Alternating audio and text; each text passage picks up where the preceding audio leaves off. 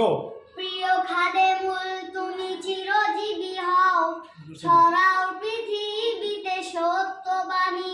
প্রিয় খাদেমুল তুমি চিরজীবী হও,